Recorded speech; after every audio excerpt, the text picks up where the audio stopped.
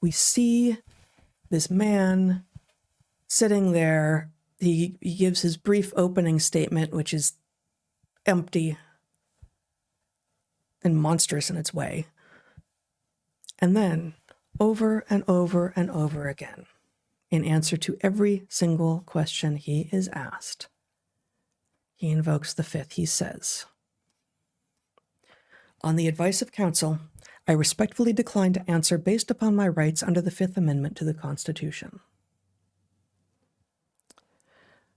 Some of the senators, and specifically Senator Scott, the senior senator out of Florida, does an excellent job of asking just question after question after question, which forces Fauci to say this over and over and over again. It makes him look like a fool. And it makes him look guilty. He is not a fool, but he is guilty. He's not a fool. He is clearly guilty. This has been obvious for a very long time. And I will tell you that in watching it, I kept thinking, the difficult thing about this is that you are actually looking at a monster. To the extent that a monster is a thing, this is what one looks like. He looks like, a charming, unthreatening, well-groomed, well-spoken dweeb. I mean, that's the thing, is he looks like a nerdy scientific guy who, just found himself in a difficult position. Of course, that has nothing to do with what he is. He's actually, his bread and butter, the reason he was the most highly paid federal employee of all was that he was in charge of bioweapons research. This is a bioweapons guy. Yeah. And Senator Ernst makes that point, too, in the hearing. Yeah. But I think it points to a kind of divide. Part of what is making it difficult for the public to come to consensus about what took place is that what took place is absolutely unthinkable until you make one leap, which is that there are people who, by whatever mechanism, are perfectly comfortable causing the death of innocents. Now, they may have a sophisticated rationalization, but the point is we know these people from history. The right thing to do with them is to allow history to record them for their ghastly crimes. And in Fauci's case, this is your chance. You can spend however long he was in front of this committee. And yes, he doesn't say anything because he keeps saying the same thing over and over again. Now, mind you, even the thing he says is monstrous because A, it's not obvious he has a Fifth Amendment right to decline to say anything because he has a pardon.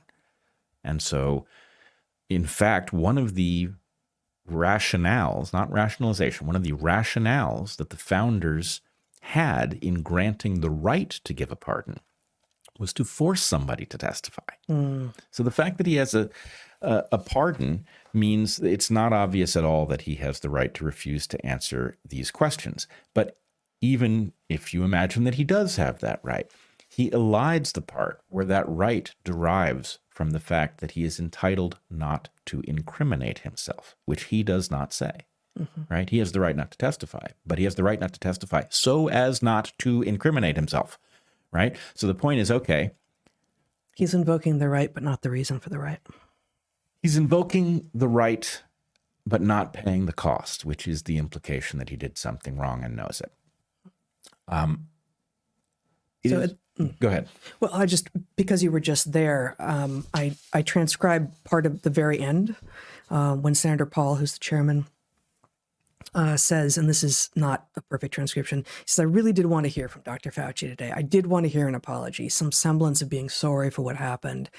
He has been subpoenaed here to testify. He has cited a privilege that is unsupported because of his blanket pardon and because he waived the privilege by testifying at the start. True. I'm going to give you one more opportunity to comply with the law," Senator Paul says to Fauci. "Limited to the period of your pardon at any point between January 1st, 2014, which which is interesting. The pardon goes back that far. And January 19th, 2025, the moment at which Biden left office, did you destroy any federal record or tell anybody else to? Fauci, on the advice of counsel, I respectfully decline to answer based upon my rights under the Fifth Amendment to the Constitution. Paul says, given that you have an unlimited presidential pardon, what is your specific objection that you are making? Fauci says the same thing again. Paul says, my question was limited to the period of your pardon only. I find your objection unsupported and direct you to answer the question. Fauci once again says the same thing. And Senator Paul says, because you refuse to answer, citing a privilege that is unsupported because of your pardon, and after being denied to do so, this committee has scheduled a vote for next week on a resolution certifying your contempt. Mm-hmm. A fascinating legal exchange. Yes. Well, I guess it is an exchange, even though Fauci simply repeats the same mantra but over and over again. I don't want to get too deep in the weeds, but Senator Paul has specifically narrowed his question to a period in which Fauci is immune by presidential pardon. His right not to testify in a way that incriminates him evaporates as long as he couldn't be prosecuted. And so the key thing here is that a pardon, unfortunately, a pardon can be nebulous in terms of its specificity. I think that's a mistake we have to fix because these things have become a get-out-of-jail-free card, and they've created an elevated kind of citizen that can get away with murder and everything else. But the Senator Paul is saying to Anthony Fauci, you are committing a crime today. You are refusing to answer a lawful question that this committee has a right to ask, and you do not have the right to decline to answer, and you're declining anyway. You are in contempt, right? So the point is, that's a new crime. It's one for which he does not have a pardon. And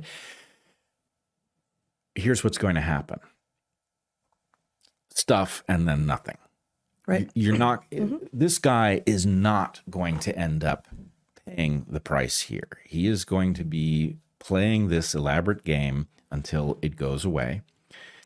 And one of my other thoughts in watching this, the whole set of exchanges, I mean, and the other point I want to make clearer to people who don't get it is you're not allowed to answer certain questions that are exculpatory and not answer other questions in which you would incriminate yourself. If you invoke your right not to incriminate yourself, it has to be across the board. And so, well, he did not answer any questions, but he did give his opening statement. He gave a statement after being under oath. Yes. So he was put under oath. He gave an opening statement, which was nothing.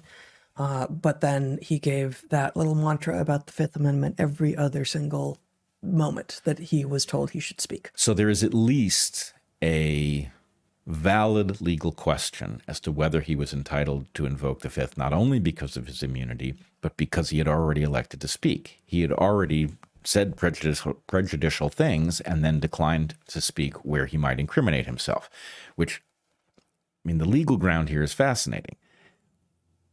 Why would he be incriminating himself if he had a pardon? Maybe because he's done something since Biden left office.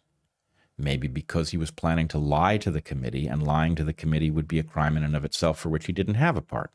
So there's jeopardy here, even though he got an amazing blanket pardon for unspecified crimes during an incredibly long period of time, which should not have happened, right?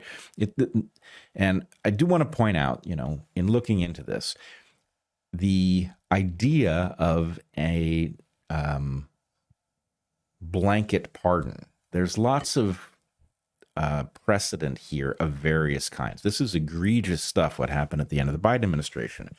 But Washington granted pardons to soldiers in the Whiskey Rebellion, I believe. Lincoln granted it to soldiers in the Confederacy so that the nation could heal.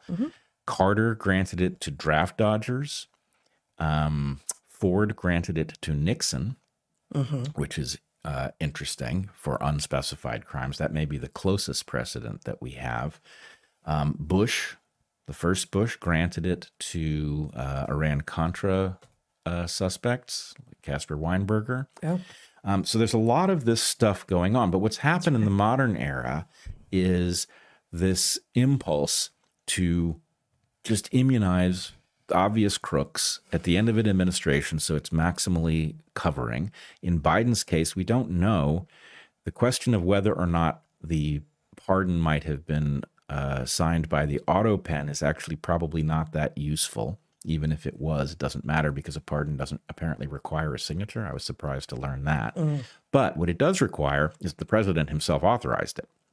And Was he capable of authorizing anything on the last day of office? And did he? And I will just say, in terms of what the hell we do now, I mean, I'm going to have two messages here. One message is you are getting a glimpse at the system we actually live under.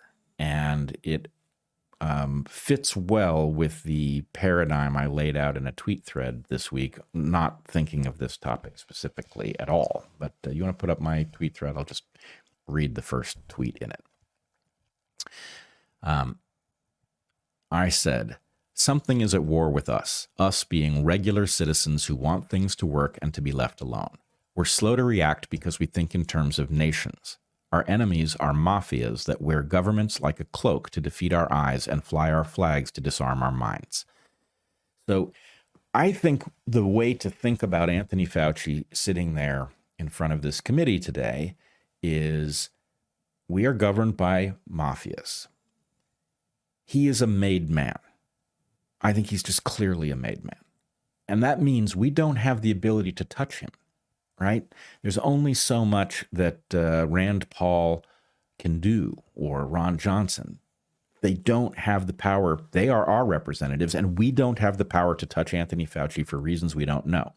Mafias could presumably deal with him. Mafias deal with each other and their own all the time. They have rules, but we don't know them. They're not published anywhere. We don't have standing to say, hey, this person is a flat-out monster and deserves to be dealt with. So anyway, thinking of him as a made man in a mafia whose name we don't know makes a lot more sense of what you saw. What he was effectively doing was a flex. He was sitting there and saying, I don't have to answer your question because who the hell are you? Congress, what's that? Right?